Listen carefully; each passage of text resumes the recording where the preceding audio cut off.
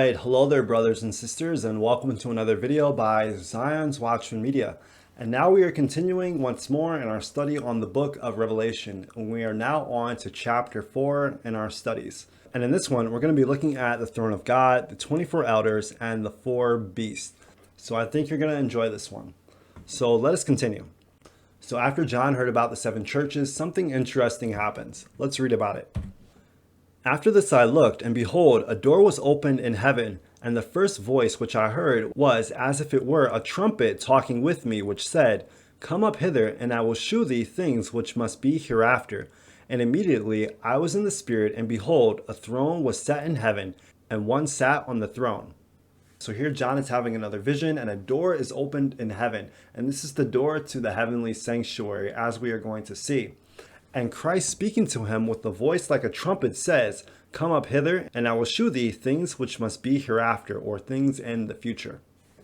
And what happens when John is caught up? It says that he sees a throne set in heaven, and one sat on the throne. This is speaking of God the Father. Let us read about this throne in verse 3. And he that sat was to look upon like a jasper and a sardine stone, and there was a rainbow round about the throne, in the sight like unto an emerald. And here we have a few pictures of what these stones look like. So here we have a picture of the jasper and the sardine. And we also have a picture of the emerald. So this is a glorious scene around the throne of God. So in all of this, we really see John struggling to find words to describe the glory that he is seeing. It's something that he's struggling to compare it to. Verse 4, And round about the throne were 24 seats, and upon the seats I saw 24 elders sitting, clothed in white raiment, and they had on their heads crowns of gold. So around the throne John sees 24 seats, and on these seats there's these 24 elders clothed in white raiment, a symbol of the righteousness of Christ, and they have crowns of gold on their head. Now there's been a lot of discussion lately as to who these 24 elders are. And we're not going to get too heavy into this, but if we take Israel as a type of what heaven is like, in the Old Testament, we see that the elders in Israel were actually the ones who had authority over the people. And in a sense, you could say that they were the representatives of the people and tribes at that time. So I believe that these 24 elders are angelic beings, and it's quite possible that they are the representatives of the unfallen worlds. Now, some of you may be saying, well, how can that be? Because in Revelation chapter 5, don't they sing the song of the redeemed? Well, I'm going to answer that in our next video, so don't miss that one. Now, it's very interesting when we look at these thrones that these 24 elders are sitting on. For these thrones remind us of some thrones that we read about in Daniel chapter 7, verses 9 to 10, in connection with the investigative judgment. It says this, I beheld till the thrones were cast down, or placed, or set down, and the Ancient of Days did sit, the judgment was set, and the books were open. Alright, so these verses in Daniel better help us understand the verse in Revelation 4 verse 4. We see very clearly when comparing these two verses that the 24 elders and the thrones that they sit on will both play a part in the investigative judgment. Now Revelation chapter 4 verse 5 tells us a little bit more about the throne that God is sitting on. It says, Out of the throne proceeded lightnings and thunderings and voices. And there were 7 lamps of burning fire before the throne, which are the 7 spirits of God. And I have something written here. From the throne of God, lightnings, thunder, and voices come forth. We have also 7 lamps of burning fire before the throne. These are the antitype to the earthly sanctuary that had the 7-branch candlestick. And you can look at that in Exodus. This is very important for us to know, for it lets us know where John is looking into. He is looking into the first apartment of the heavenly sanctuary. So John sees these 7 lamps in the heavenly sanctuary, which remind us of the 7-branch candlestick in the Old Testament sanctuary. He is in the first apartment, the holy place. Alright, verse 6. And before the throne there was a sea of glass like unto crystal, and in the midst of the throne, and round about the throne, were 4 beasts full of eyes before and behind. So before this throne, there's the sea of glass like unto crystal, or it's see-through, or it's transparent. You can see through it. That is what the word glass here signifies in the Greek. And this is probably the foundation or the floor of the heavenly sanctuary or the New Jerusalem itself. And it's also spoken of here as well that in the midst of the throne and round about the throne that there are these four beasts full of eyes before and behind. And the word beast here is very interesting because it can be translated as living creature. So these are four living creatures. Now let us read a little bit more about them in verse 7 and 8. And the first beast was like a lion, and the second beast like a calf, and the third beast had a face as a man, and the fourth beast was like a flying eagle.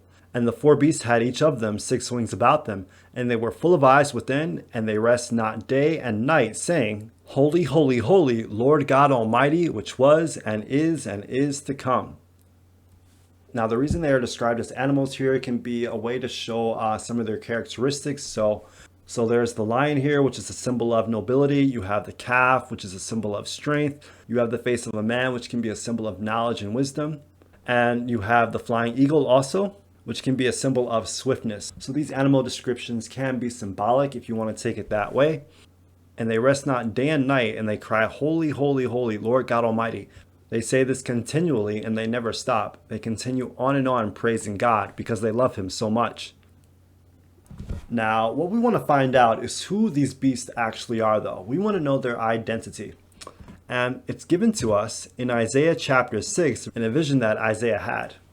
It says this, In the year that King Uzziah died, I saw also the Lord sitting upon a throne, high and lifted up, and his train filled the temple. Interesting, we see a throne again, we see a temple, letting us know that John and Isaiah are looking into a heavenly temple. There's a temple in heaven or a sanctuary in heaven. This makes it very clear.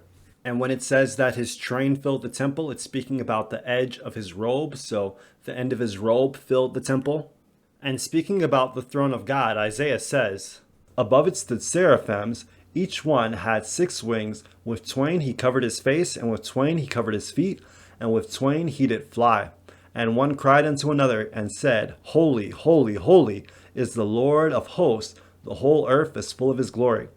And we see the identity of the living creatures. They are known as seraphims, and they have 6 wings on them, as we saw in Revelation. With 2 of these wings they cover their face, with 2 they cover their feet, and with 2 they fly. And they cover themselves because they have so much reverence for God. May we worship God with that same kind of reverence. And these beings say, just like in Revelation 4, Holy, holy, holy is the Lord of hosts. The whole earth is full of his glory. All right, let's finish up on this chapter. Revelation 4, starting with verse 9. And when those beasts give glory and honor and thanks to him that sat on the throne, who liveth forever and ever, the 24 elders fall down before him that sat on the throne, and worship him that liveth forever and ever, and cast their crowns before the throne, saying, Thou art worthy, O Lord, to receive glory and honor and power, for thou hast created all things, and for thy pleasure they are and were created. Fascinating. So when these 4 seraphim start praising God, the 24 elders have to join in as well, and they bow down before the throne and they worship him also. And they cast their crowns before the throne, saying, Thou art worthy, O Lord, to receive glory and honor and power, for thou hast created all things. And he created all things through Christ, through the power of the word. And it was for his pleasure or his will that these things were created. For it was God's will that the universe could be filled with intelligent beings who could appreciate God's goodness and experience his love. This is why we were created. So thus ends our study on Revelation chapter 4. I hope that you have a better picture now of the throne of God, the 24 elders, and the 4 beasts or 4 living creatures, which are seraphim. And I hope that you see the glory of God through this and the reverence that these angelic beings give to God, for he truly is worthy. Through Christ, he has created us and redeemed us. May we, fallen beings, approach God the same way when we come to worship him also in his house as well. And above all, I pray that you will give your life to the Lord because he is coming back soon. Now, if you like this video and you want to learn more, be sure to subscribe below and to click on the bell, and we will see you in the next one. Until next time.